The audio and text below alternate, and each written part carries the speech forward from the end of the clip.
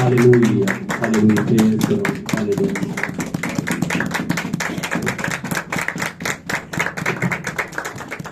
शुक्रिया भाई साहब और खुदावंद आपको बरकत बख्शे।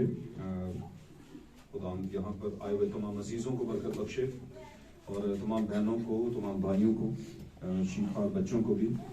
और पाक कलाम में बड़ी खूबसूरत बात मुकद्दस दाऊद के जरिए से बयान हुई। दाऊद अपने वक्त के अंदर खुदा के रूप की राज से बयान करते हैं कि मैं खुश हुआ जब वो मुझसे कहने लगे कि आओ खुदावन के घर चले। आमीन, आमीन। तो खुदावन के घर में आने के लिए आपके दिल में खुशी होना बड़ा जरूरी है। आमीन। याद रखिए हमेशा वो खाना कभी भी आपको जो है वो पूरी ताकत या पूरी बरकत या पूरा मजा नहीं देता जो आप जिसको खाने का आपका दिल ना करता। आमीन। आप बहुत दफा वो खाते ही नहीं, 3 दिन भी अगर वो हो तो आप नहीं खाते। आमीन। अब कहने का मतलब ये है कि आपके दिल में इस बात की लालसा होनी चाहिए, खुशी होनी चाहिए, मोहब्बत होनी चाहिए कि आप खुदा के कलाम की चंद बातों को समझने के लिए आए हैं। आमीन। आमीन। सुबह में एक भाई से बात कर रहा था फोन पे, तो मैंने कहा कि असल में हम दुनिया के अंदर अपने लिए चार्म यानी कि दिलचस्पी ढूंढते फिरते हैं। अंग्रेजी का लफ्ज है चार्म, ठीक है। तो चार्म ढूंढते फिरते हैं, तो वो क्या है, चार्म क्या है, कहीं ना कहीं पर हमें दुनियादारी में मिल भी जाता है लेकिन वो देर पा नहीं होता। असली चार्म कहाँ पर है, खुदा के कलाम में है। असल में तो ये है कि जब हम अपना वैल्यू चेंज करते हैं तो फिर हमें पता चलता है कि चार्म इसमें है सारा। आमीन। इसमें मजा है। चार्म का मतलब होता है मजा। आमीन। ओके, या दिलचस्पी। आए हम खुदावंद के कलाम की तरफ मेरे अजीजों बढ़ते हैं। आज की सुबह के अंदर मेरी तरफ से आप सबको खुदावंद यीशु मसीह के फतेहमंद नाम में सलाम कबूल हो और खुदावंद को बरकत बख्शे और यहाँ पर आने का पूरा अजर दे। हम खुदावंद के कलाम की तरफ बढ़ते हैं, खास तौर पर उस आवाज की तरफ जो आज खुदावंद ने इस जमाना में मेरे अजीजों हमें दी है और इस आखिरी जमाना में वो इस आवाज के जरिए हमें समझाने की कोशिश कर रहे हैं कि हम किस दौर के अंदर खड़े हैं और दुनिया की हालत क्या है। आमीन। आए हम खुदावंद के कलाम की तरफ बढ़ते हैं, एक हवाला लेते हैं। हवाले मेरे पास बहुत हैं और मैं एज ए रेफरेंस ये मैंने रखे हुए हैं, लेकिन मैं आपको जो हवाले रिसाइट करवाऊंगा, पढ़ाऊंगा, तलावत करवाऊंगा, वो 3 हवाले होंगे। खास तौर पर खरूज की किताब में जाएंगे, पुराने अहदनामा के अंदर जल्दी से निकालेंगे। और मैं अक्सर कहता हूँ कि अपनी अपनी बाइबलें साथ लेकर आया करें। क्रिश्चियन की जो सही वाली जो चर्च में आने के लिए खास मोहब्बत और पहचान होती है खुदा की नजर में, वो क्या होता है, खुदा का कलाम होता है। आमीन। तो आप जो खास तौर पर मकामी लोग हैं, आप अपनी अपनी बाइबलें लेकर आया करें। कोई आपको नहीं कहेगा क्यों उठाई हुई है बाइबल, आपकी कोई मतलब शान में या आपकी पर्सनालिटी में मुझे नहीं लगता फर्क पड़ेगा, बल्कि आपकी इज्जत ज्यादा बढ़ेगी। आमीन। हालेलुया। खुदावंद के लिए बाइबल पकड़ने से नहीं शर्माना। आमीन। और शर्माते पता है कब है, जब हम देखते हैं कि लोग आगे पीछे से क्या कहेंगे। ऐसा नहीं सोचना कभी भी, ठीक है, कहते रहे जो कहते हैं, सही है ना। आमीन। और ये लोग ले डूबेंगे हमें, ये भी मैं आपको बताऊं। ये क्योंकि जो जिनकी हमें डर लगा हुआ है, यही लोग हमें लेकर डूबेंगे। जी, खरूज की किताब चैप्टर 33, खरूज की किताब, किताबे खरूज पुराने अहदनामा में तौरात की पहली 5 किताबों में से दूसरी किताब खरूज की किताब 33वां बाब 17वीं आयत से लेकर 23वीं आयत तक जल्दी से बुलंद आवाज में पढ़ेंगे। और एक भाई जो है वो बाद में निकाल लें, कोई बात नहीं। गिनती की किताब 6वां बाब, वो भी हम पढ़ेंगे। जी, खुदावंद ने मूसा से कहा, खुदावंद ने मूसा से कहा, मैं ये काम भी जिसका तूने जिक्र किया है करूंगा। जी, क्योंकि तुझ पर मेरे कर्म की नजर है। मूसा कुछ कह रहा था इससे पहले ऊपर के कॉन्टेक्स्ट में, और खुदावंद ने कहा वो भी करूंगा, टेंशन ना ले, वो होगा काम। लेकिन अगला काम क्या है, मैं इसलिए वो काम करूंगा क्योंकि तुझ पर मेरे कर्म की नजर है। मैं तुझ पर कर्म कर रहा हूं, मेरी नजर है तुझ पर रहम की। जी, और मैं तुझको बनाम पहचानता हूं। कहता है मुझे पता है कि तुम्हारा नाम क्या है, नाम से पहचानता हूं मैं तुझे। जी, तब वो बोल उठा कि मैं तेरी मिन्नत करता हूँ, हाँ जी, मुझे अपना जलाल दिखा दे। अब कहता है नाम से जानता है तो एक काम कर, अपना जलाल दिखा दे। ख्वाहिश किसकी की है उसने, जलाल देखने की। अब जलाल क्या है, खास तौर पे ये देख लें ये जलाल है क्या। जी पढ़िएगा। और उसने कहा मैं अपनी सारी नेकी तेरे सामने जाहिर करूंगा। हाँ जी, और तेरे ही सामने खुदावन के नाम का ऐलान करूंगा। जी, और मैं जिस पर मेहरबान होना चाहूं मेहरबान हूंगा। ये खुदावंद की बात कर रहा है। ये किधर की बात आ गई बीच में। खुदावंद कह रहा है मैं क्या करूंगा, जिस पर मेहरबान होना चाहूं। हाँ जी, और खुदावंद के नाम का क्या कह रहा है, मैं ऐलान भी करूंगा। खुदावंद कह रहा है मैं खुदावंद के नाम का ऐलान करूंगा। समझ आ रही गल की बात की? ये बात समझ आ रही है कि खुदावंद कह रहा है मैं खुदावंद के नाम का ऐलान करूंगा। पढ़े इसको दोबारा, सुने, गौर से सुने इसे। उसने कहा, किसने कहा? खुदा ने। मूसा को कहा खुदा ने, उसने यानी खुदा ने कहा मूसा को मैं अपनी सारी नेकी तेरे सामने जाहिर करूंगा। सुने गौर से, कहता है मूसा मैं सारी नेकी तेरे सामने जाहिर करूंगा और तेरे ही सामने खुदावंद के नाम का ऐलान करूंगा। तेरे ही सामने मैं खुदावंद के नाम का ऐलान करूंगा। खुदावंद के नाम का ऐलान करेगा जी। और मैं जिस पर मेहरबान होना चाहूं मेहरबान हूंगा जी, और जिस पर रहम करना चाहूं रहम करूंगा। ठीक है। और ये भी कहा तू मेरा चेहरा नहीं देख सकता। उसने कहा था जलाल दिखा, ये चेहरे की बात कर रहा है। इसका मतलब जलाल क्या है? चेहरा। मेरी बात समझ रहे हैं? जलाल कहां पर है? चेहरे में। हालेलुया। अब गौर से सुनते जाए, मैं टाइम नहीं लूंगा बैठ के इसकी, जब आप बैठ जाएंगे फिर मैं इस पर बात करूंगा जी। कहता है कि तू मेरा चेहरा देख नहीं सकता क्योंकि इंसान मुझे देखकर जिंदा नहीं रहेगा। क्योंकि इंसान मुझे देखकर जिंदा नहीं रह सकता। कौन सा इंसान? ये भी देखना है जी। आगे फिर खुदावन ने कहा देख मेरे करीब ही एक जगह है जी, सो तू उस चट्टान पर खड़ा हो। अब ये मुकाशवा है, इसमें रेवलेशन है। कहता है तेरा हल निकालता हूं, मैं बताता हूं तू कैसे मुझे देख सकता है।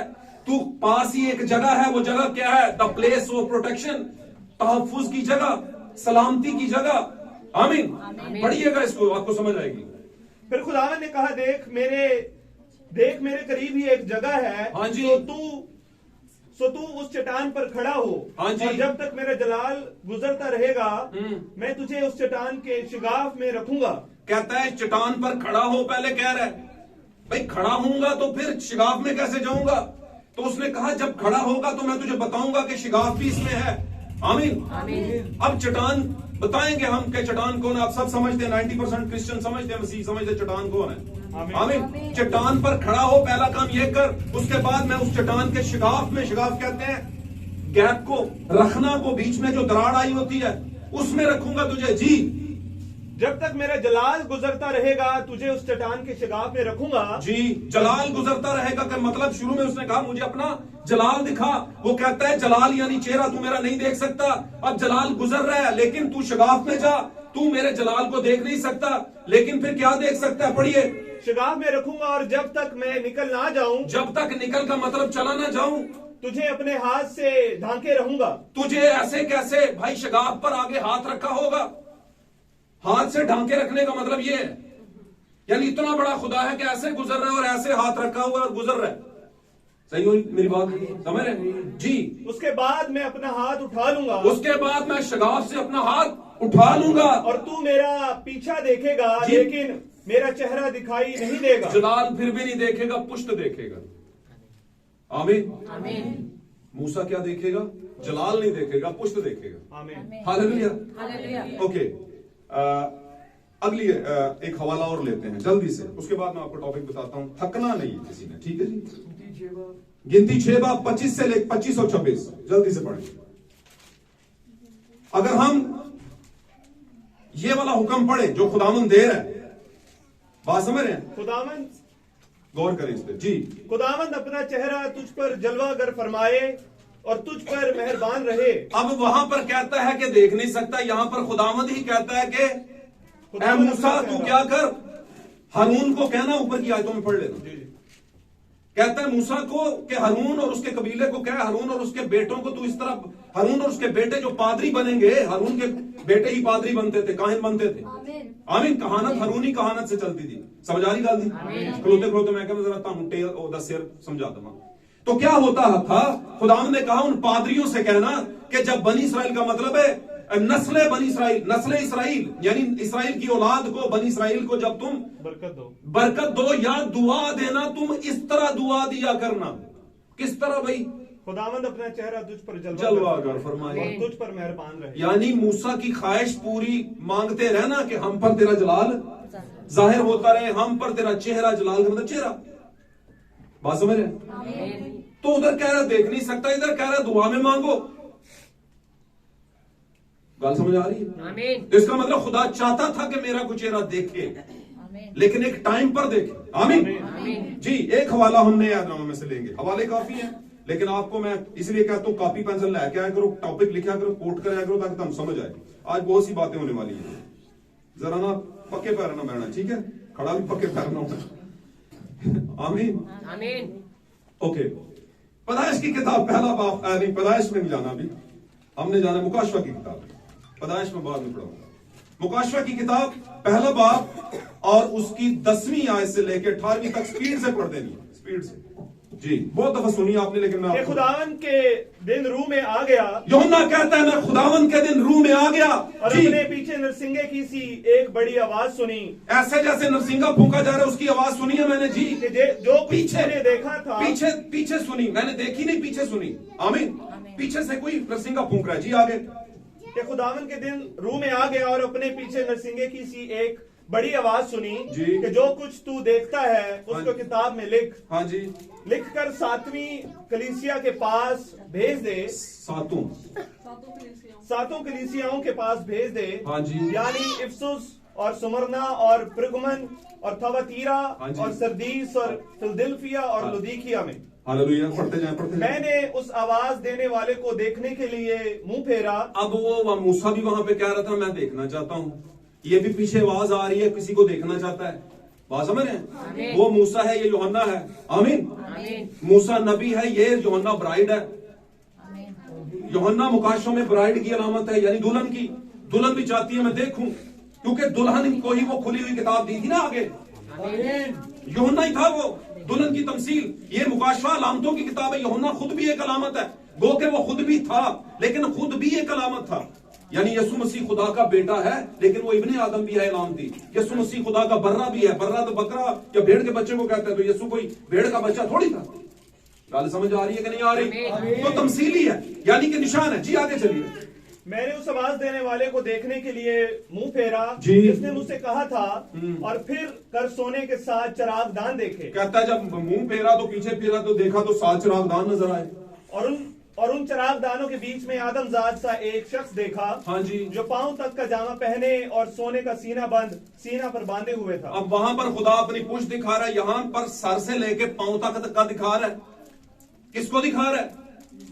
यूहन्ना कौन है? ब्राइड, मैं और आप, हमें सब कुछ दिखा रहा है। बात समझ रहे हैं? आसमान का यहोवा यीशु मसीह बन के आया था ना।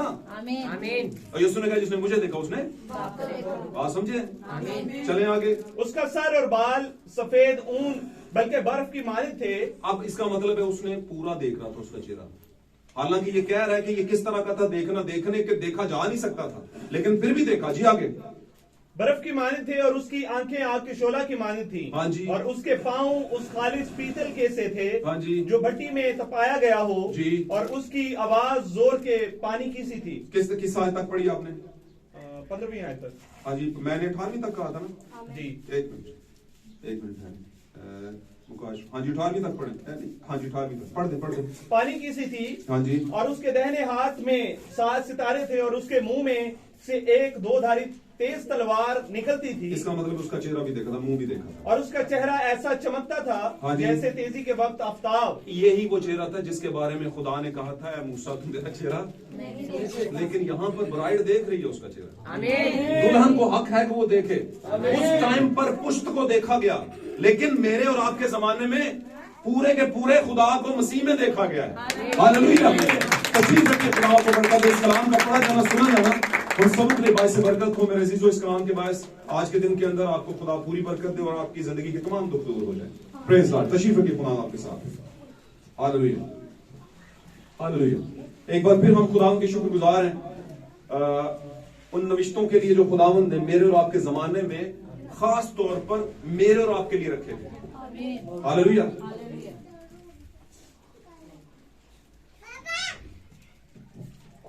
पता है आपको, जब ये उकाब मुर्गी के बच्चों के साथ चुग रहा था ना, आपने बहुत दफा स्टोरी सुनी है, जरा ध्यान सामने दोगे तो मजा आएगा।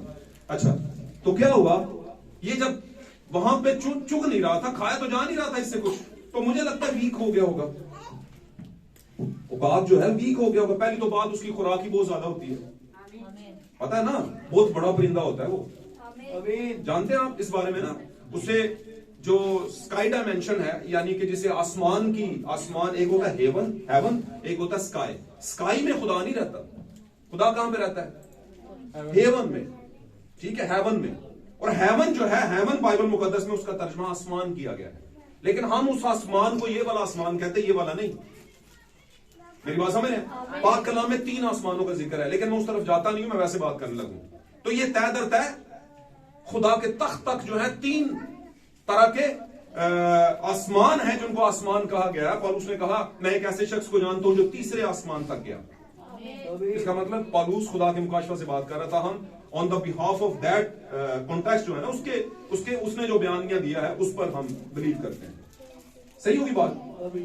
तो क्या हुआ यहां पर हम देखते हैं कि ये जो उकाब होता है, आसमानी जोड़ने वाले परिंदे हैं, उस डायमेंशन का राजा होता है, बादशाह होता है। जंगल का बादशाह जैसे शेर होता है, हालेलुया। और सल्तनतों में भी एक बादशाह होता है, कोई भी एक इंसान पकड़ते हैं और उसको बादशाह बना देते हैं, हालेलुया। इंसानों में, जानवरों में और आसमान के परिंदों में भी कोई ना कोई एक बड़ा होता है जिसे कहा जाता है कि वो बादशाह है या राजा है, सुल्तान है। आमीन। तो क्या हुआ, ये इतना बड़ा परिंदा होता है, इसके बच्चे भी कोई नॉर्मल बच्चे नहीं होते, बड़े स्पेशल बच्चे होते हैं। और ये कुछ छोटी मोटी गजा या थोड़ी बहुत गजा नहीं खाते, बड़ी अच्छी गजा खाते हैं, गोश्त खाते हैं ये। अब पैदाइश हंगामी हालात में या हादसाती हालात में या चुराए जाने के सबब से जो अंडा उकाब के घोंसले से उठाया गया था, उसको उठा के मुर्गी के नीचे रखा, ये एक अलग बात है कि सिचुएशन क्या थी और कैसे आ गया, लेकिन हकीकत ये थी कि वो उकाब ही था। ये हकीकत थी। और दूसरी तरफ हकीकत ये थी कि वो चूजे ही थे। गौर से सुनिए ये बात। अब बात मैं इसको थोड़ी इसलिए फाउंडेशन बना रहा हूं कि आपको थोड़ी आपकी पहचान करवा दूं। बेसिकली बहुत दफा ना ਅਸੀਂ ਕਹਿੰਦੇ ਹੁੰਦੇ ਆ ਪੱਟੀ ਐਵੇਂ नहीं ਹੁੰਦੇ, पट्टियां ਚ ਆਖਰ कोई गल ਹੁੰਦੀ है, पट्टियां ਨੂੰ ਤੁਸੀਂ ਐਵੇਂ ਸਮਝੇ है। कसीदा प्रोग्राम शुरू कर देते हैं, कसीदे बांधना, गिल एवं नहीं होते। और फिर इसी तरह और भी बड़े, और बहुत दफा तो नाम भी नहीं लेते उसका, वैसे ही कहते हैं गिल सब की हाल है, पर सब नजर ही नहीं आते तुसी। क्यों जी? तो इसका मतलब क्या, थोड़ी पहचान करा दूंगा कि उकाब क्या है भाई। बात समझ रहे? उकाब के बारे में यह है कि उकाब की जब मां ने उसे ढूंढते ढूंढते मादा उकाब ने, यानी कि मामा उकाब जो थी, आमीन, वो उसको सर्च कर रही थी, ढूंढ रही थी। जैसे खुदावंद यीशु ने कहा इब्ने आदम खोए हुओं को ढूंढ रहे, उन जिंदगियों को जो मेरे नीचे पैदा हुई थी, उनको चुरा के कहीं और पर। बात समझ रहे? वो खुलिए, वो जिंदगी के जरसूमे जो मेरे थे, जिनसे कोई बेबी बनना था। गौर से सुनिए बातें, जरा क्लियर कट है, क्लियर कट बातें समझते हैं ना। वो मालिक्यूल, वो आइटम जो इंसान के अंदर होता है, जिससे जिंदगी दुनिया में आती है, वो तो मेरा था, खुदा ने कहा। और कहीं ना कहीं पर इब्लीस की शरंगेजी से वो चुरा लिया गया और जाकर रख दिया गया किसी तंजीमी सेटअप के नीचे। आमीन आमीन। और तंजीमी सेटअप के नीचे उसने क्या किया, पैदाइश ली, और वो अंडे से बाहर आया। और जब देखा कि सारे ही पैदाइश से उस मशीन से निकले हैं, तो उकाब भी उसी मशीन से निकला, उसी मशीन की गर्मी से। लेकिन चूंकि वो था नहीं वहां का, वो कहीं और से लाया गया था, और समझ रहे, और उसको वहां पे डाल दिया गया। तो हालात ऐसे बन गए कि पैदा तो वहां पे हो गया, लेकिन अब मामला खाने पीने का आ गया। पिंड जो बच्चा लाएगा ना कोई, तो उसकी बूदोबाश कैसी हुई होगी, धारा नाल, ऐसा है ना, दूध मक्खन बोली फलाना टमकाना, काफी चीजें जो गांव के लोग बड़ा अच्छा समझते हैं कि वहां की खुराकें बड़ी जेन्युइनली बड़ी अच्छी होती है, मतलब जबरदस्त होती हैं। और वहां का बच्चा खाया पिया पला हुआ पता चलता है। उन्होंने आके शहरदारी है जी, चाह परौंठा शुरू करा दो, पापड़ बिस्किट लेस शुरू करा दो, या उनको तेनू असी वो क्या होता है, आज फास्ट फूड खाना है या दूसरा देसी खाना खाना है, तो फास्ट फूड खिलाना शुरू कर दो। कि या जो कहेगा भी ना कि खाना है, तो 5-4 फिर लाया वो बर्गर कट्ठे। वो कहेगा यार ये किस तरह का, ये ज्यादा खाता है। वो इसलिए ज्यादा खाता है क्योंकि उसकी रूटीन है ज्यादा खाने की, वो ऐसे एटमॉस्फेयर से आया है कि उसका खाना ही ज्यादा है, और ये है भी नहीं जो आप दे रहे हैं, इसलिए वो तो ज्यादा खाएगा। बात समझ रहे हैं? तो उसकी मामा जब ऊपर उसे ढूंढ रही थी, सर्च कर रही थी, तो उसने आवाजें लगानी शुरू की, और इसके कान में उसकी आवाज पड़ी। और जिस सहन में ये घूम फिर रहा था अपने भाइयों के साथ, लोग कहते हैं खुदा ने कहा तेरे भाई का खून मुझे जमीन से पुकारता है, वो देखो जी वो खुदा कह रहा भरा है, तुसी कहते हो भरा ही नहीं सी। क्यों भाई जी? बात समझ आ रही? अच्छा, सॉरी टू से आवाज से कुछ लोगों का ना घूम जाता है माइक की आवाज से, लेकिन थोड़ा सा ओके बर्दाश्त करना आपने। तो हुआ क्या, तो भाई जो एक मां से पैदा होता है वो दोनों भाई ही कहलाते हैं। आमीन। लेकिन ये जरूरी नहीं कि अंडे सारे वहां समझ रहे जनरली हो, नहीं, कुछ अकाबी अंडे भी बीच में होते हैं। आमीन। आमीन। तो जब वो सहन में घूम रहा था तो उसने फौरन ऊपर देखना शुरू किया और उसने सोचा कि ये आवाज कुछ समझ आती है, ये मुझे दुरुस्त आवाज लगती है। आमीन। ये जो cut cut cut cut cut वाली है जैसे मुर्गी बोलती है, कट कट ये खाओ, कट कट ये खाओ, कट कट, तो वो कहता था ये एक तो सीखनी पड़ेगी। पता है ना कुछ चीजें सिखाई जाती हैं, आमीन। पता है कि नहीं? आमीन। तो फिर हम कहते हैं तू नहीं बोल रहा, ये तेरे अंदर कुछ बोल रहा है, आमीन। ये जेड़ा बंदा तेरे अंदर बोल रहा है वो मैंने पता है। तो इसी तरह लोग हमारी तालीम से कहते हैं अच्छा अच्छा अच्छा अच्छा अच्छा, आप लोग मैसेज के हो, समझ आ गई। 90% लोग तो सानू कहते हैं ओन की चीजें सुन, समझ रहे हैं? तो आपकी बातों से पता चलता है कि आप कहां के हो। आमीन। और हम खुदा का शुक्र करते हैं कि हमें कोई पहचाने हम कहां से हैं। हालेलुया। तो क्या हुआ, आज का टॉपिक रख लें अपने पास, टॉपिक बता दूं पहले मैं। टॉपिक ये है द इमेज ऑफ गॉड, खुदा का चेहरा, खुदा की शक्ल सूरत। आमीन। खुदा का चेहरा, द इमेज ऑफ गॉड, खुदा की शक्ल, खुदा का चेहरा। आमीन। फेस भी कहते हैं इसे, लेकिन चूंकि बाइबल ने इसको आगाज ही से द इमेज ऑफ गॉड कहा है तो हम इमेज ऑफ गॉड को लेंगे। इमेज का मतलब भी शक्ल होता है, शबाहत होता है, तस्वीर होता है, और वो चीज होती है जो ऑलरेडी मौजूद हो, फिर उस पर नई चीज बनती है। Hallelujah, hallelujah. अब आज का टॉपिक क्या है? द इमेज ऑफ गॉड, खुदा का चेहरा या खुदा की शक्ल। मैंने बताया कि उकाब को लगा कि ये आवाज जो है ये दुरुस्त है, और ये दुरुस्त क्यों लगी? क्योंकि वो आवाज उसकी आवाज से क्या खाती थी? मेल खाती थी। आमीन। बात समझ रहे? मेल खाती थी, और खाती भी क्यों ना, क्योंकि वो वहीं से तो था, इसलिए वो मेल खाती थी। तो आप जहां से पैदा हुए होते हैं वहां का होना आपको जरूरी है। जरूर है कि आप वहां से हो, और मैं इस पैदाइश की बात कर रहा हूं जो जेन्युइनली बर्थ होती है, जो जेन्युइनली आप लेते हैं। आमीन। आमीन। और जो मैं बताऊं आपको, दो तरह की पैदाइशें, एक जायज पैदाइश होती है और एक जायज नहीं होती। आमीन।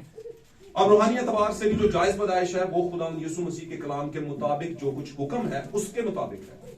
आमीन। जो मुकाशफाती या खुले हुए भेदों की सूरत में हम तक पहुंचे हैं, पूरी बात पहुंची है, वो क्या है? हम पर वाजिब है कि हम उस तरह की पैदाइश नहीं कलाम में से पैदा हों। आमीन।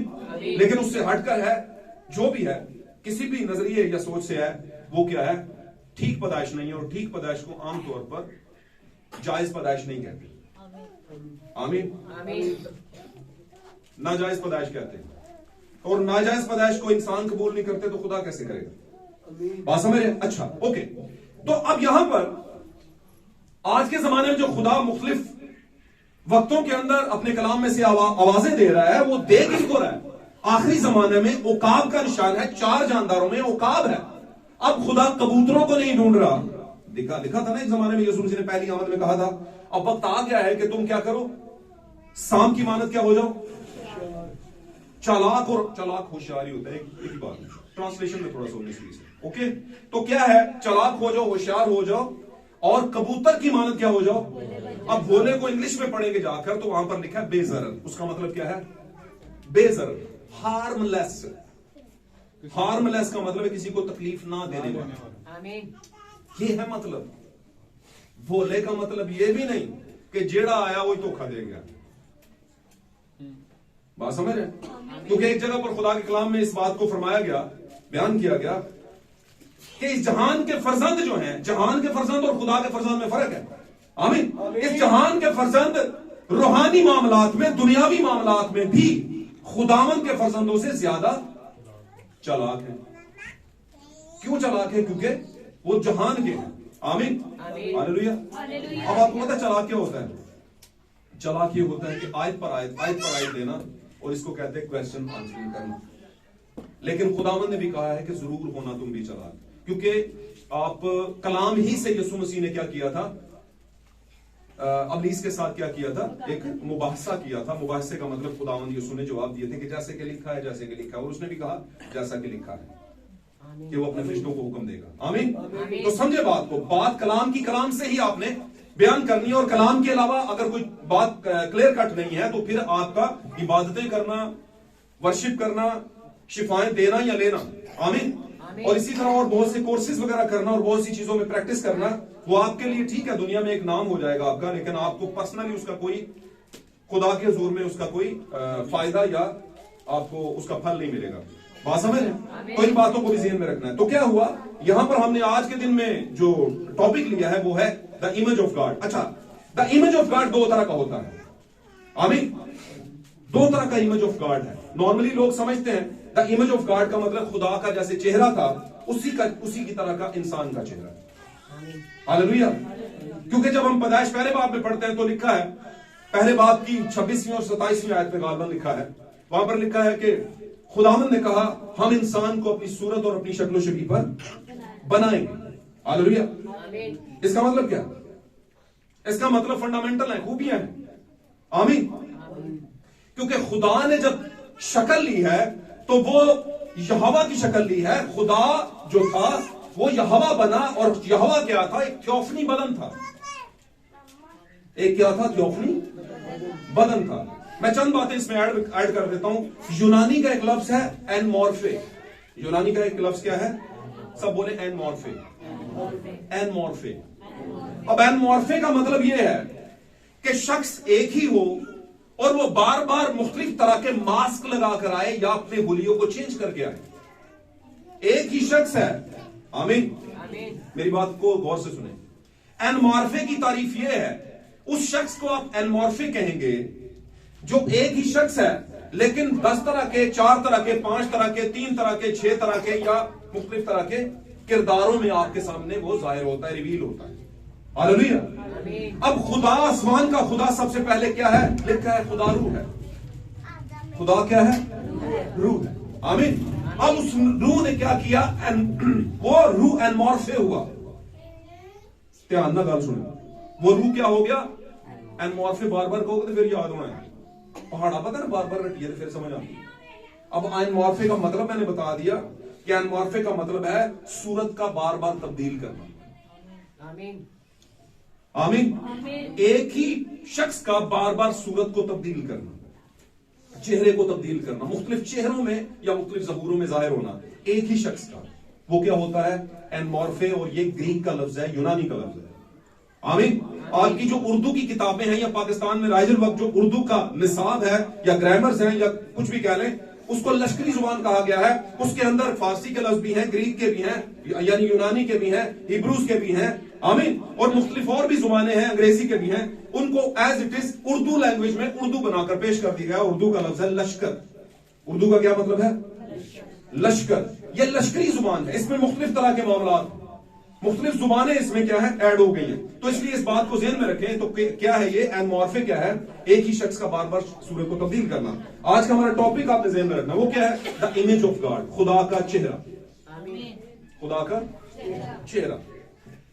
अब इसको खुदा की शक्ल भी कह सकते हैं, लेकिन मैं इसको खुदा के चेहरे का जो है वो टॉपिक दे रहा हूं ताकि हमारे लिए पता चले कि हम किस पर बात कर रहे हैं। आमीन। अब खुदा जो रूह था, रूह ने एनमॉर्फे कंडीशन इख्तियार की, वो एनमॉर्फे हुआ और किसमें हुआ? यहोवा बन गया। आमीन। खुदा और यहोवा दो बातें, ये ज़हन में रखनी है बात। खुदा रूह है, यहोवा रूह नहीं है। बात समझ आई है? खुदा रूह है। आमीन। पाक कलाम में कहीं पर इस बात पर ना जोर दिया गया, ना इस बात को कहा गया, ना सिखाया गया किसी नबी, किसी रसूल ने, और किसी भी खुदा के इल्म इलाहियात के वक्त के अंदर किसी पर भी यह बात पाक कलाम में एक जगह भी नजर नहीं आएगी यहोवा रूह। यहोवा रूह नहीं। यहोवा क्या है? एक नाम है, और नाम की अगर बात करें तो एक लक़ब है। पाक कलाम में जो नाम, जिनको नाम कहा गया है, वो बेसिकली क्या है? अलकाब है, टाइटल्स हैं। आमीन। आमीन। जो किसी भी शख्सियत को उसकी खूबी की वजह से मिलते हैं, और उस नाम यानी उस लक़ब के पीछे कोई मतलब होता है। आमीन। तो यहोवा का क्या मतलब था? मुहैया करने वाला। आमीन। अब मुहैया करने के लिए खुदा यानी रूह को एनमॉर्फे होना पड़ा, एक शक्ल लेना पड़ी, और वो शक्ल क्या थी? यहोवा की।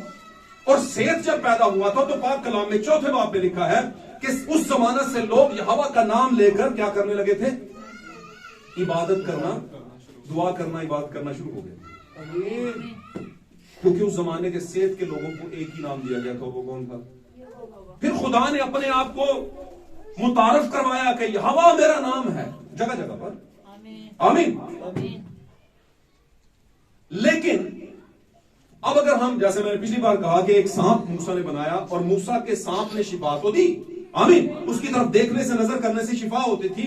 सांप के डसे का जहर बेजर हो जाता था, वो इफेक्टिव नहीं होता था। और पाक कलाम में लिखा है याकूब पर अफसून नहीं चलता।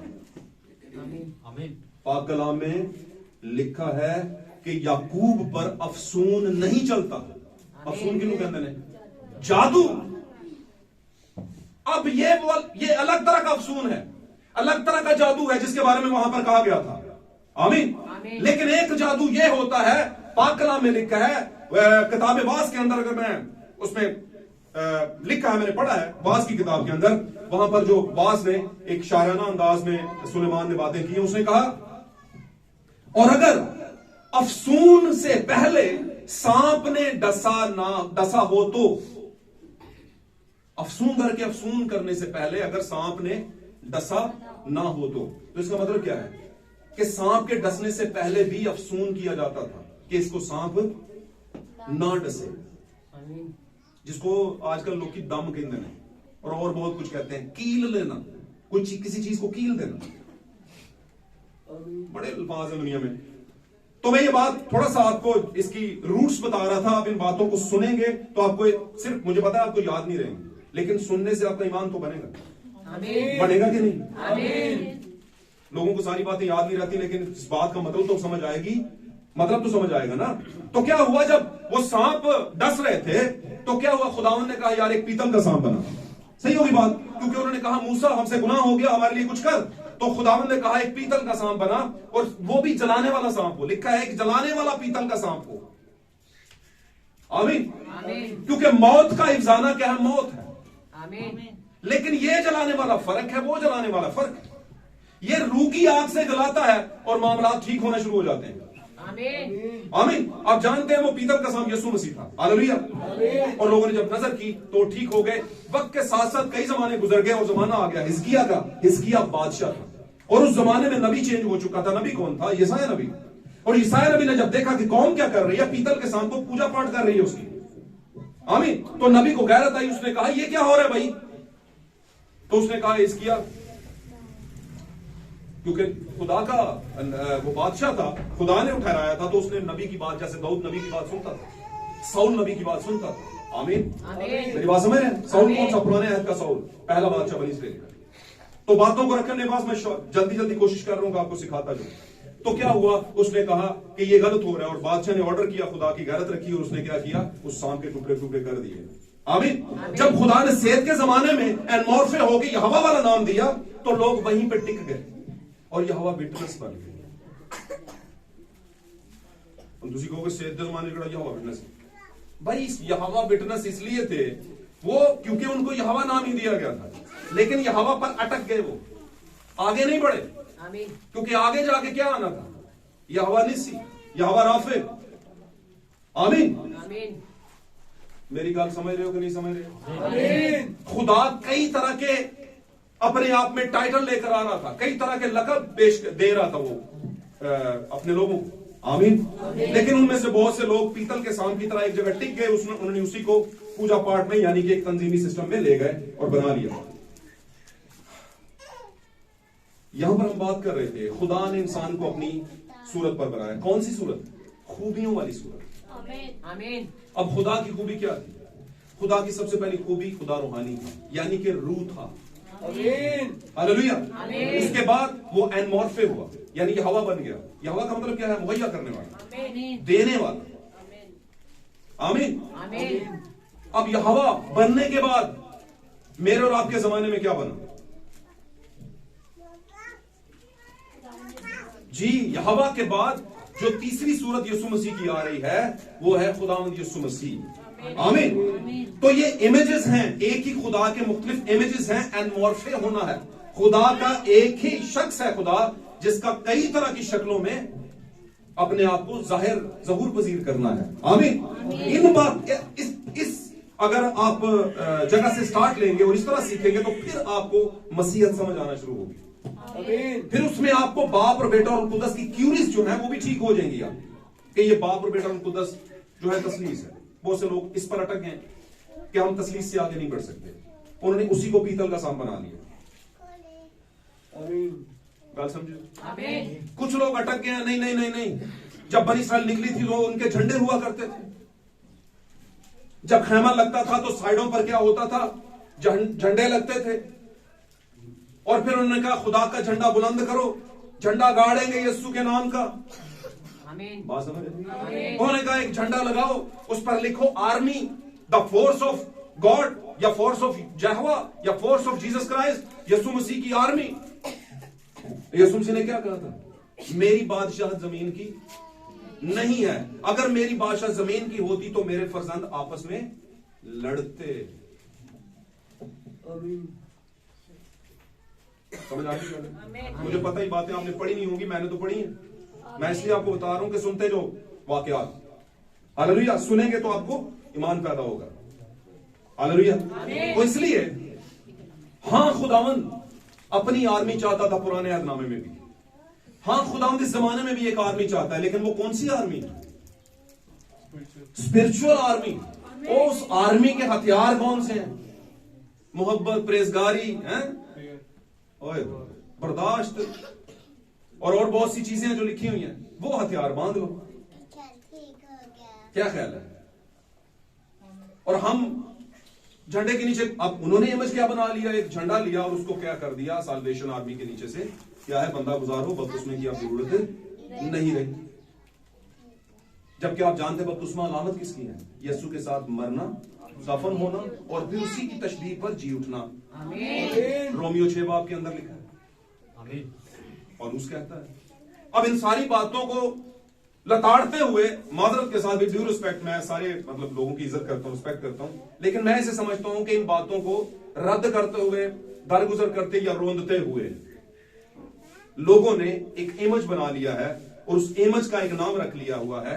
और उस इमेज के अंदर, उस शक्ल के अंदर वो क्या करते हैं? झंडे के नीचे लोगों को गुजारते हैं और कहते हैं हम मुफ्ती फौज वाले हैं। आमीन। या मुक्ति फौज, क्या है? मुक्ति फौज, मेरे ख्याल से मुफ्ती फौज नहीं, मुक्ति फौज। मुक्त हो जाना, छूट जाना, नजात पा जाना। आमीन। फिर आगे चलते हैं। कुछ लोगों ने कहा यीशु ही सब कुछ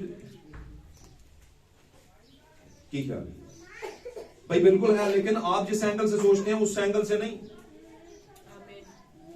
क्योंकि हमारी नजात के लिए जो लहू बहाया गया, आमीन, वो किसी रूह ने नहीं बहाया, वो ये हवा ने नहीं बहाया। समझे बात के गहरे में जाए। लोग इस पर 50 किस्म के 20 किस्म के हवाले रख देंगे, कहेंगे नहीं नहीं नहीं, पाक कलाम में लिखा यीशु खुदा का खून था, खुदा ने अपने, कहेंगे खुदा ने अपने खून से कलीसिया को खरीदा है। तो देखें जी, वो तो खुदा था। Very good. तो फिर पाक कलाम में लिखा है खुदा मर नहीं सकता, खुदा इंसान नहीं हो सकता। बात समझ? हमारी नजात सलीब पर रूह के मरने से नहीं, रूह के ज़बह होने से नहीं, खुदा के ज़बह होने से नहीं, यहोवा के ज़बह होने से नहीं, बल्कि यीशु मसीह के ज़बह होने से है। और यीशु किसका नाम था? बदन का, वो बदन जो मरियम से, मुकद्दस मरियम से दुनिया में लाया गया, और उसी बदन को बर्रा कहा गया। आमीन। थोड़े वक्त के लिए उस बदन को खाली होना पड़ा, थोड़े वक्त के लिए उस बदन में से खुदा अलग हो गया और उस बदन ने पुकार उठा, वो बदन, उसने कहा है बाप तूने मुझे क्यों छोड़ दिया? आमीन बात समझ रहे हैं? आमीन इसका मतलब समझ रहे? बाप कौन था? रूह यीशु का बाप था। आमीन। और रूह कौन सा? लिखा है खुदा रूह है। वो खुदा जो रूह था वो यीशु का क्या था? बाप था। समझ आ रही बात की? कितने लोगों को मेरी समझ आ रही है? अपने दादा परदादा के नाम तो याद रखो। याद है ना? आते हैं ना दादा परदादा के नाम? किस किस को अपने परदादा का नाम आता है? हाथ खड़ा कर, परदादा। गुड, ये भी याद रखो।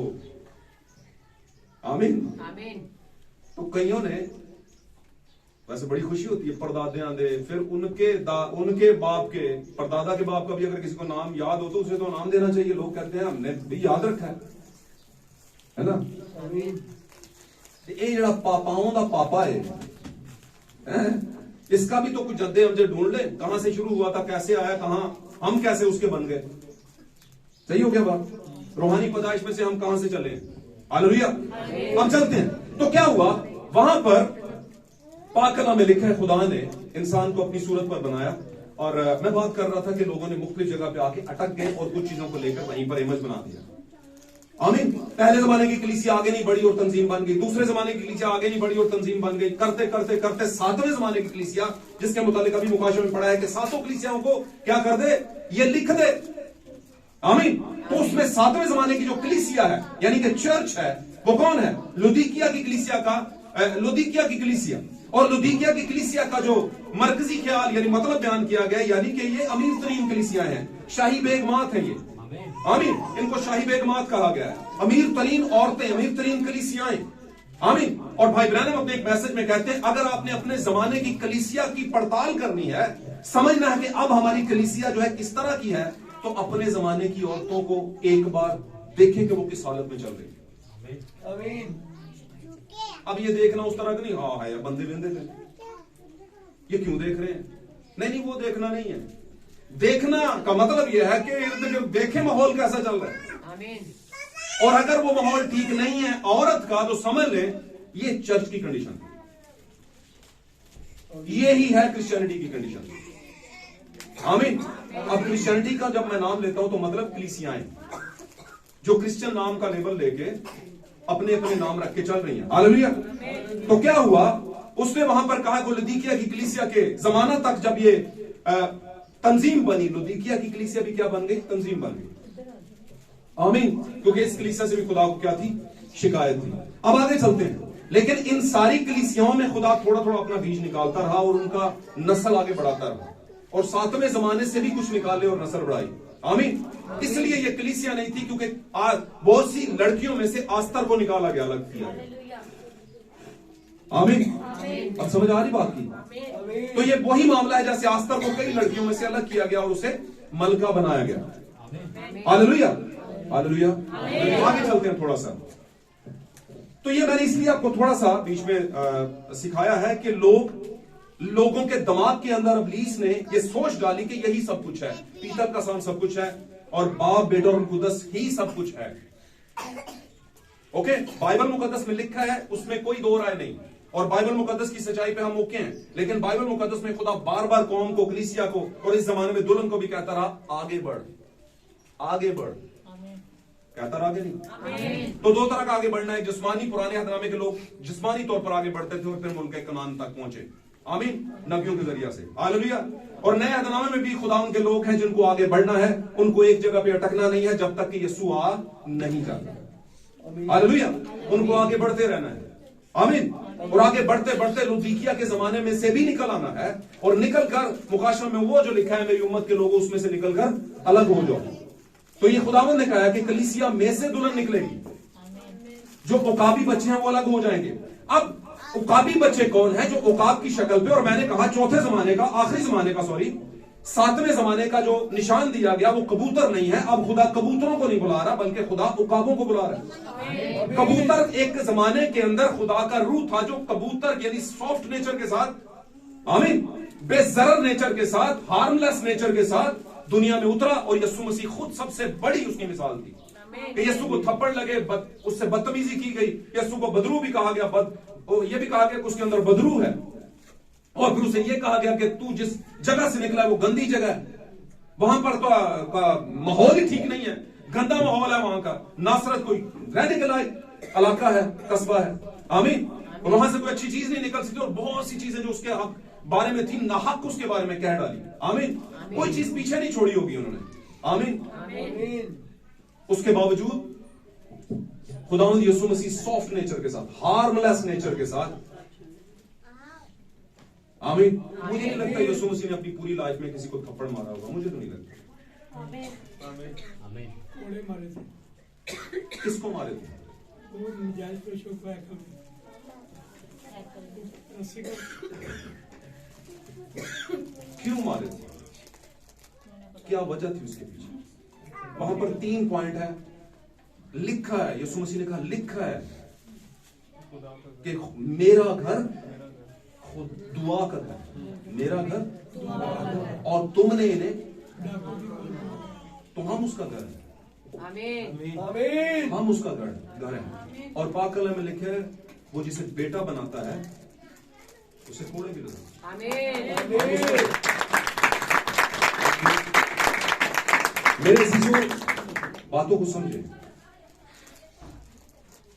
मुझे बताइए, जो मोरों की किताब थी, कितनी मोहरें लगी थी इसके ऊपर? बच्चे बोल दे, पर ऊंची नहीं हुई। 7 ही थी भाई, 7 ही, 8 नहीं थी। मोरों को तोड़ने वाला, रिश्तों को, सही है ना? तो 7 मोहरें थी। पढ़दे होंगे तुझे बकायदा, पढ़दे फौरन आवाजा निकल गया सन 7 मोहरा सन।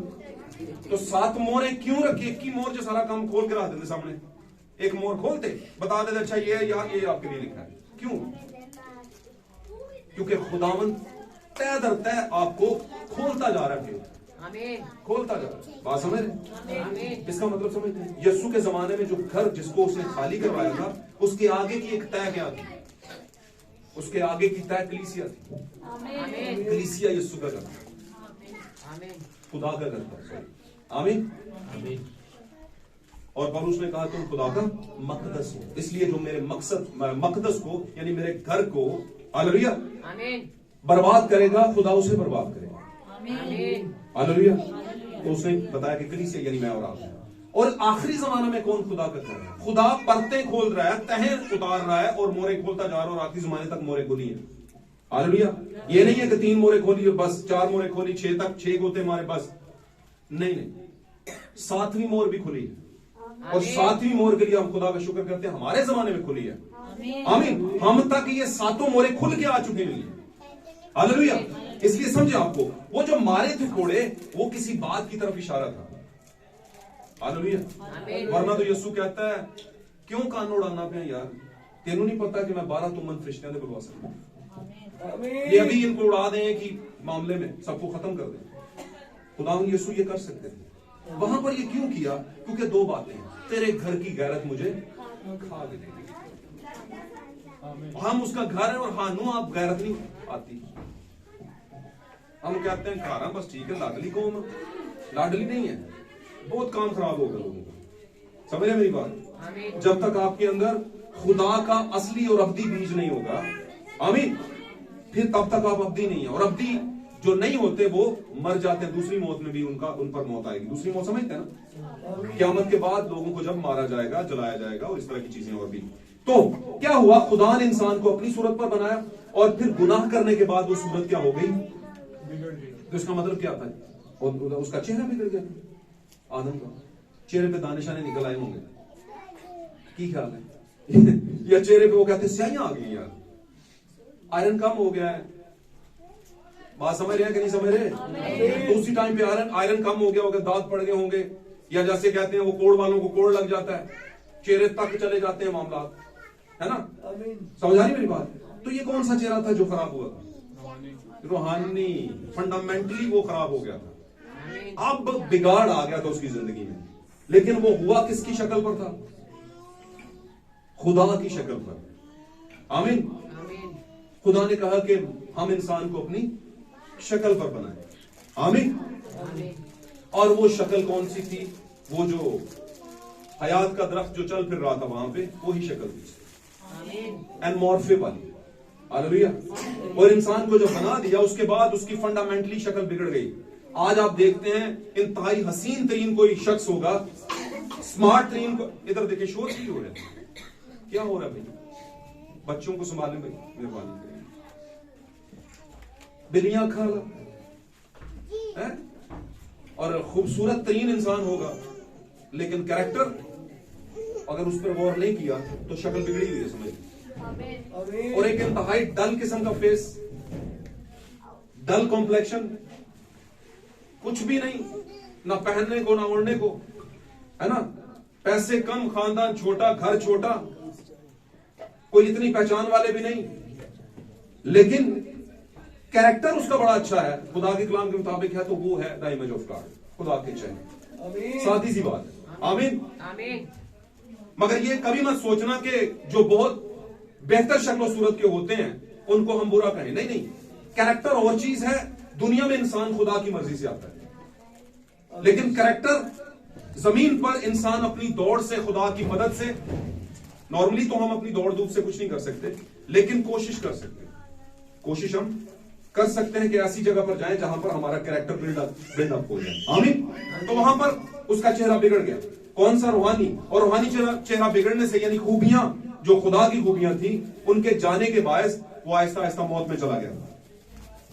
मूसा ख्वाहिश करता है खुदा उनको देखे, वहां पर आदम खुदा से बातें करता था, समझ आ रही गलती, खुदा से आदम बातें करता था, ठंडे वक्त के अंदर आकर वहां पर मौजूदगी थी खुदा की, हालेलुया, और यकीनन वो खुदा को देखते होंगे, किस बदन के अंदर, थियोफनी हालत के अंदर, और थियोफनी हालत भी कोई ऐसी वैसी हालत नहीं थी, आसमानी हालत थी, जो खुदा ने एनमॉर्फे हालत में आया था, अपने आप को, अपना चेहरा चेंज करके या अपनी पोजीशन चेंज करके आया था, एक पर्दा लेकर आया था, हालेलुया, और उसमें वो देखता था, और वो भी आम इंसान नहीं देख सकता, हालेलुया। अब आगे चलते हैं, तो हुआ क्या, आदम तो देख सकता था, लेकिन गुनाह के बाद नस्ले आदम देख नहीं सकती, और नबी भी नस्ले आदम में से ही आए थे, हालेलुया। मूसा ने ख्वाहिश की तरह जलाल देखना चाहता हूं, तू बातें करता है, आवाज आती है, लेकिन क्या है, मैं तुझे देख नहीं पाता, मैं तेरा जलाल देखना चाहता हूं।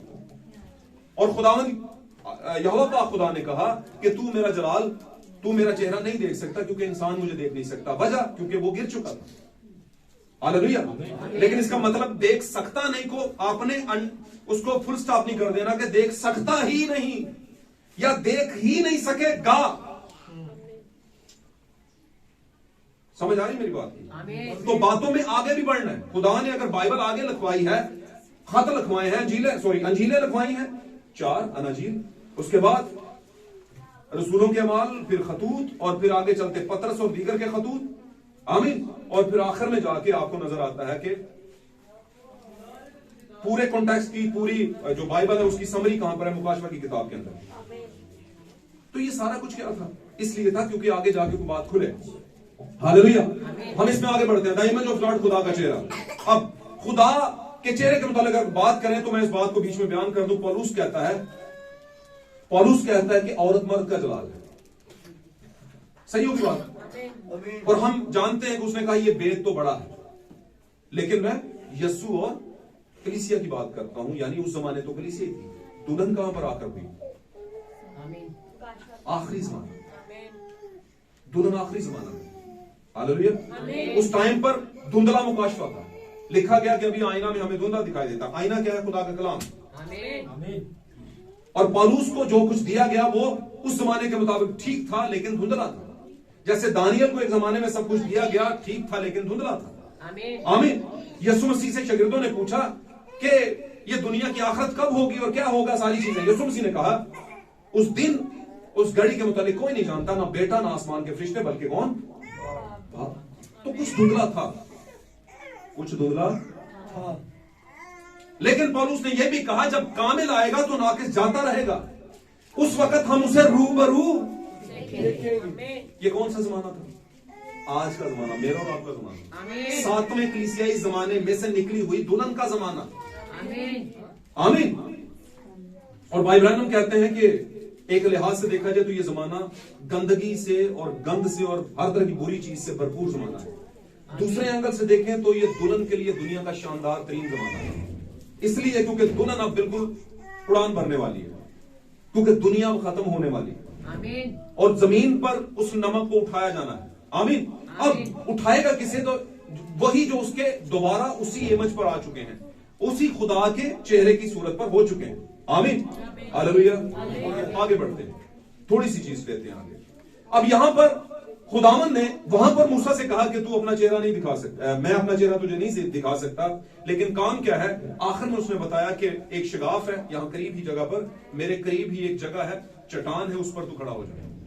आमीन अब वो चट्टान खुदावन यीशु मसीह, आप जानते हैं सारी बात। अब खुदावन यीशु मसीह उस वक्त था जब जमीन पर था, तब तो यीशु था, मीन्स कि उसका एक नाम रखा गया, बदन का नाम यीशु मसीह। आमीन। एक बात कर रहा हूं मैं, अब वो उस वक्त तो नजर आता था। हालेलुया। लेकिन इस जमाने में कैसे हम उस चट्टान पर खड़े हो सकते हैं? इस जमाने में वो चट्टान क्या है? और चट्टान मुकाशवा है, इस बात को ध्यान में रखना। चट्टान क्या है? और पतरस को यही कहा गया था, मुबारक है तू शमौन बर यूना, क्योंकि ये बात तुझे खून और गोश्त ने नहीं बल्कि मेरे आसमानी बाप ने तुझ पर ये बात। कौन सी? कि तू खुदा का बेटा है। पहली बार किसी ने यीशु को खुदा का बेटा कहा। आमीन। उसने कहा तू मुबारक है, ये बात तुझे मेरे आसमानी बाप ने बताई है। आमीन और उसने कहा तू पतरस है और मैं इस पत्थर पर अपनी कलीसिया क्या करूंगा? आमीन। आमीन हालेलुया। पतरस को रूहानी मायनों में पत्थर कहा गया, उसके नाम का टाइटल है, यानी मजबूत चट्टान। हालेलुया। आमीन लेकिन खुदा किसी इंसान के ऊपर अपनी कलीसिया कायम नहीं करता, ये भी देखना है आपने। आमीन किसी इंसान के ऊपर जो इस जमीन की पैदावार है, जो इंसानी ख्वाहिश से पैदा हुआ है, उस पर कलीसिया कायम नहीं करता। खुदा किस पर अपनी कलीसिया कायम करता है? अपने मुकाशफा पर। और वहां पर पतरस पर मुकाशफा उतरा था, और उस मुकाशफे का टाइटल पतरस को दिया गया। लेकिन टाइटल क्या था? मुकाशफा यानी चट्टान। और उस मुकाशफा पर उसने कहा कलीसिया कायम होगी। आज कलीसिया ये बिलीव करती है कि यीशु खुदा का बेटा है। हालेलुया। और फिर इसमें आगे भी एक तय खुलती है कि कौन सा बेटा, जिस्मानी या रूहानी, दोनों। जिस्मानी पहली आमद में और रूहानी आखिरी दूसरी आमद में। आमीन। हालेलुया। वो लोग इस पे भी एतराज करते हैं, नहीं वो रूहानी नहीं है बल्कि वो इलाही बेटा है। Very good. अगर इलाही बेटा है तो इलाहियात क्या है? इलाही कौन है? जब यीशु मसीह ने सलीब पर कहा एलुही एलुही लमा शबकतनी, एक जगह पे ये कहा, पता है ना? एलुही एलुही लमा शबकतनी, इसका मतलब क्या है? ए खुदा तूने मुझे। तो एक अनजील में ये कहा एली एली लमा शबकतनी। आमीन। इसका मतलब भी क्या है? ए खुदा तूने मुझे क्यों छोड़ दिया? यकीनन दोनों ग्रीक एक ग्रीक जुबान में और एक हिब्रू जुबान के अंदर इस बात को तर्जुमा किया गया, क्योंकि जो इसको लिखने वाले थे वो जो शागिर्द थे या रसूल थे। आमीन। रसूल तो हर बात में हुए। जो शागिर्द थे वो एक हिब्रू बैकग्राउंड को ज्यादा तरजीह देता था और एक यूनानी बैकग्राउंड को ज्यादा तरजीह देता था जुबान में। आमीन। इस बात को समझ लिया गौर से। अब मैं जो आपको समझाने की कोशिश कर रहा हूं कि खुदा का चेहरा इस तरह का चेहरे के मतलब नहीं है कि जैसे हम अपने चेहरे लेकर घूम फिर रहे हैं, ये वाले नहीं चेहरे। खुदा जब चेहरे की बात करता है तो खुदा किसी शक्ल की बात नहीं करता, बल्कि वो एक कैरेक्टर की बात करता है। और कैरेक्टर ही इंसान का असली क्या होता है? चेहरा होता है। आमतौर पर लोग सीगा में इस्तेमाल करते हैं, मिसाल में इस्तेमाल करते हैं कि तू मेरा हाल है ना दूजा चेहरा नहीं देखा। तो भाई हमने देखना भी नहीं, हमें क्या जरूरत है तुम्हारा दूसरा चेहरा देखने की? आमीन ये चेहरा ठीक है, अब पता चल गया दूसरा खतरनाक है तो हमने नहीं देखना। क्यों जी भाई जी? आमीन। अब ये मैं मिसालें आपको इसलिए दे रहा हूं भाइयों बहनों कि आप समझ जाएं कि असल में क्या थी शक्ल सूरत।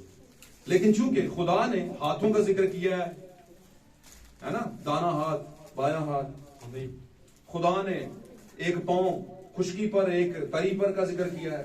फिर खुदा ने कहा जमीन मेरे पांव की चौकी, इसका मतलब पांव जमीन पर भी है ना। और तख्त मेरा आसमान, मैं इतना बड़ा खुदा हूं।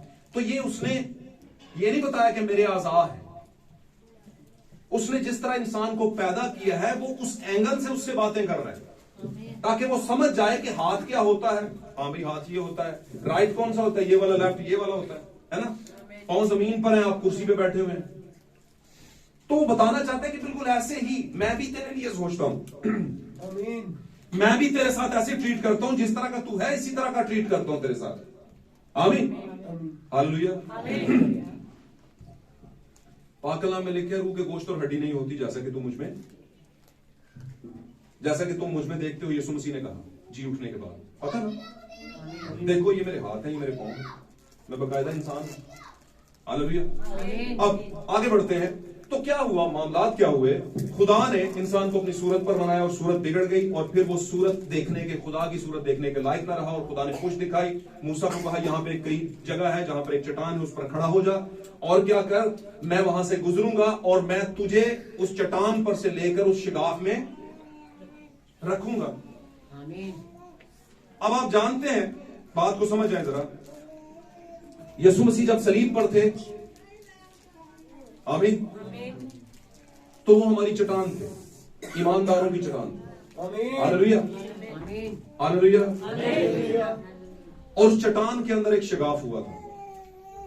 और शगाफ किस तरह हुआ था? रोमी नेजा जब आया, रोमी सिपाही ने जब नेजा मारा तो वहां पर एक शिगाफ पड़ गया। आमीन। और उस शिगाफ में से कुछ निकला था, खून और पानी बह निकले। कसरत से लिखा, कसरत से बह निकला। वो खून और पानी दुल्हन की अलामत है, जिसके अंदर, जिस शिगाफ के अंदर खुदा ने उसे रखा हुआ था। आमीन। और कहा जब मैं गुजर जाऊंगा तो फिर मैं तुझे वहां से निकाल दूंगा। आमीन। क्यों? क्योंकि उस जमाने में मूसा खुदा को देख नहीं सकता था। बेशक वो नबी था लेकिन देख नहीं सकता था। उसके देखने का एक टाइम था और वो टाइम कौन सा था मैं बताता हूं आपको। यीशु मसीह जमीन पर आ गए, कोहे जैतून पर खड़े हैं, यीशु मसीह की बात कर रहा हूं। और इस वाकया के कई हजार साल बाद, 4,500 साल तकरीबन लग गए थे मूसा से लेकर के आगे यीशु मसीह के आने तक, तकरीबन कमोबेश। तो इतने सालों के बाद यीशु मसीह कोहे जैतून के ऊपर दुआ करने हैं, तब्दीली है सूरत के पहाड़ पर। यीशु की सूरत बदल गई थी ना। लिखा है ऐसी सूरत होगी जैसे तेजी के वक्त आफताब चमकता है। सूरत बदल गई। अब उस सूरत को देखने के लिए 2 लोग आए थे। कौन आए थे? एलिया। और वहां पर कहता है कि तू नहीं देख सकता मेरा चेहरा। यहां पर यीशु में रहकर सूरत दिखाई उसने। बात समझ रहे? अब ये जो एलिया और मूसा आए थे किस बदन में आए थे? थियोफनी बदन में। क्योंकि थियोफनी को थियोफनी ही देख सकता है। तो मूसा क्या था? थियोफनी। मूसा थियोफनी सी भाई उस्ताद। हाँ जी, गुड गुड। भाई मकसूद दसंगे मूसा थियोफनी था जब उसने गिनती की किताब में, खरूज की किताब में जब उसने कहा था खुदा मुझे अपनी सूरत दिखा। मूसा थियोफनी हालत में था। हाँ जी, गुड। यानी भाई मकसूद का जवाब भाई मुश्ताक ने दिया है। ठीक है, अच्छा। तो क्या हुआ था? मूसा थियोफनी नहीं था इसलिए नहीं देख सकता था। आमीन। तो थियोफनी को देखने के लिए थियोफनी वाली हालत में आना पड़ता है। तो उस थियोफनी वाली हालत के लिए उसे 4,500 साल तकरीबन लग गए। यीशु मसीह जब 30 साल का था तो कोहे जैतून पर दुआ कर रहा था पहाड़ के ऊपर, और वहां पर उसकी सूरत बदल गई। और बदली कैसे? खुदा चाहता था इसकी सूरत बदले ताकि वो ख्वाहिश जो वहां पर मूसा के जमाने में मूसा कर रहा था और फिर उसकी कौम भी कर रही थी। और मूसा को मैंने कहा भी था कि तू अपनी कौम के हारून के बेटों को जब बरकत दिया करना तो उनको कहना खुदावन अपना चेहरा तुम्हारी तरफ दुआ दिया करना, ऐसा हो। बड़ी गाल है जब वो दुआ, जब खुशी होती है तो बंदा कोई दुआ देता है, पुत्र इंज हो जाए, है ना। तो ये क्या है? उसने कहा ये दुआ दिया करना। तो ये दुआ एलिया और मूसा के लिए पूरी हुई कब? जैतून के पहाड़ के ऊपर उससे मिलने आए। हालेलुया। तो मेरे अजीजों, मैं ये बताने की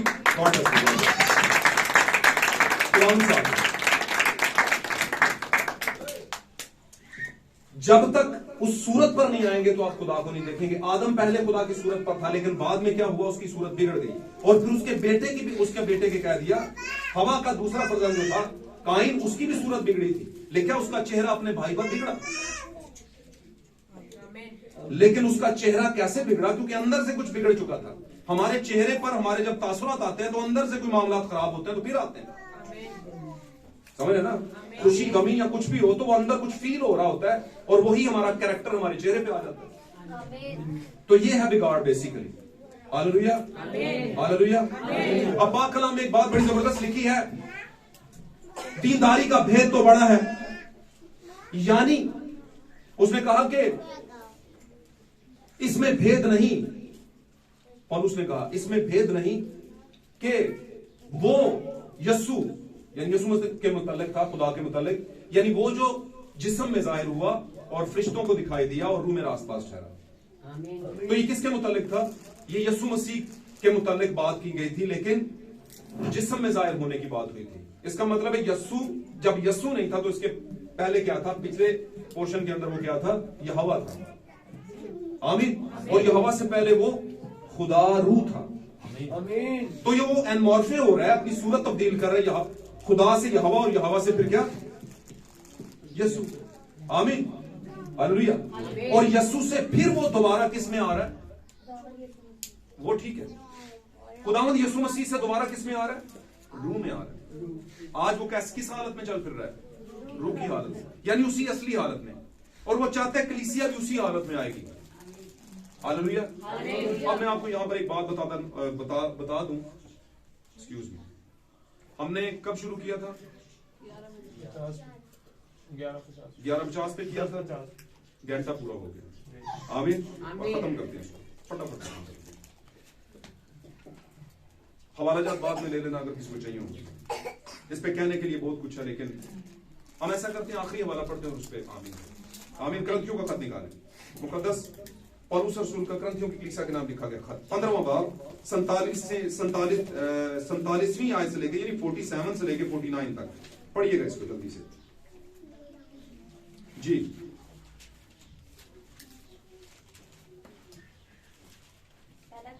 जी 15वां बाब 47,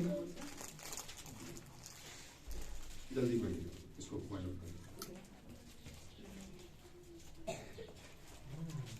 जैसा वो खाकी था वैसे ही और खाकी भी हैं।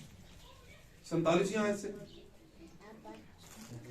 पहला आदमी जमीन से यानी खाकी था। पहला आदमी जमीन से यानी खाकी है। किसकी बात हो रही थी? आदम की। आमीन। आमीन। जो इमेज ऑफ गॉड था, खुदा का चेहरा था, खुदा के चेहरे के मुताबिक था, उसकी शक्ल पर था। आमीन। और कौन सी शक्ल मैंने बताई है? वो शक्ल ये नहीं, वो खूबियों की शक्ल थी, कैरेक्टर की शक्ल थी। जी आगे। दूसरा आदमी आसमानी है। हाँ जी, वो कौन है? यीशु मसीह है। जी। जैसा वो खाकी था वैसे ही और खाकी भी हैं। अभी तक कहता है जैसा वो आदम खाकी था ना, अभी तक बहुत से और खाकी हैं, खाकी ही हैं। और आखिर में कहते हैं खुदावंद तूने कहा था खाक है, खाक में लौट जाऊंगा। हम खाक को खाक के सुपुर्द करते हैं, कहना चाहिए, इसमें बुरी बात नहीं है। हम खाक को खाक के सुपुर्द करते हैं, लेकिन अगली बात भी जरूर समझ लेनी चाहिए कि अब वो जो रूहानी है, सही वाला है, वो खाक में अब पड़ा ही नहीं है। वो नहीं पड़ा। पाक कलाम में लिखा मरने के बाद जो सही रूह है वो आलमी अरवा में जाती है, खुदा की ने एक जगह रखी हुई है, वहां पर जाती है। आमीन। आमीन। वहां पर रहती है। जी आगे पढ़िए, पढ़िए पढ़िए इसको। और जैसा वो आसमानी है वैसे ही और आसमानी भी है। हाँ जी, जैसा वो आसमानी कौन है? यीशु मसीह। आमीन। वैसे ही और भी क्या है? आसमानी है। और जिस तरह हम इस खाकी की सूरत पर हुए उसी तरह उस आसमानी की सूरत पर भी होंगे। हम खाकी की सूरत पर कैसे हुए? जब हम अपने माँ बाप से पैदा होते हैं तो खाकी की सूरत पर होते हैं, नस्ल आदम की सूरत पर। आमीन। लेकिन कहता है कि होंगे, ये भी होगा कि हम उस आसमानी की सूरत पर भी होंगे। और आप जानते हैं जब आसमानी की सूरत पर होंगे तो इसका मतलब क्या है? आप उसी थियोफनी में, उसी कैरेक्टर के अंदर, सबसे पहले तो उस किरदार के अंदर, और उसके बाद फिर आपका बदन बदलेगा। और पाक कलाम में लिखा है तस्सलुनीकियों के खत में कि जब आसमान से खुदावंद जोरावर फरिश्ते के साथ और ललकार के साथ और नरसिंगे की बड़ी आवाज के साथ उतर आएगा, तो सबसे पहले वो जो मसीह में मुए हैं वो जी उठेंगे। फिर हम जो जिंदा बाकी होंगे आसमान पर, उठाए जाएंगे ताकि बादलों में उसका क्या करे, उस टाइम पर हम उसे देख सकेंगे। उस टाइम पर हम उसे, जैसे एली और मूसा जो है वो शुरू में नहीं लेकिन बाद में खुदावंद को देख सके थे। क्यों? क्योंकि उनको देखने के लिए खुदावंद के चेहरे के मुताबिक आसमानी की सूरत पर जाना पड़ा था उस टाइम पर। आमीन। जाना उनके लिए जरूरी था। और ये बातें इसलिए लिखवाई गई कि हमें भी खुदावंद को देखने के लिए, अब देखने का टाइम है ना, आप जानते हैं यीशु मसीह आएंगे और पाक कलाम में लिखा है कि गुनाहगार की आंख उसे देख इसका मतलब समझते हैं कि इंसान जो नस्ल आदम से गुनाह में खाकी है, अभी तक खाकी हालत में ही है, वो नहीं देख सकता। आमीन। तो आज का हमारा टॉपिक था द इमेज ऑफ गॉड, खुदा का चेहरा। और आज जमीन पर हम उसका चेहरा है क्योंकि उसने जलाल देखने की ख्वाहिश की। चेहरा और चेहरा जलाल है और जलाल हम है। आमीन। और हम किसका जलाल है आप जानते हैं? जमीन पर खुदा का जलाल यानी यीशु का जलाल मैं और आप हैं। खुदा इस कलाम के पास आपको और मुझे बरकत दे। God bless. आइए अपनी आंखों को बंद करते हैं जल्दी से हम अपनी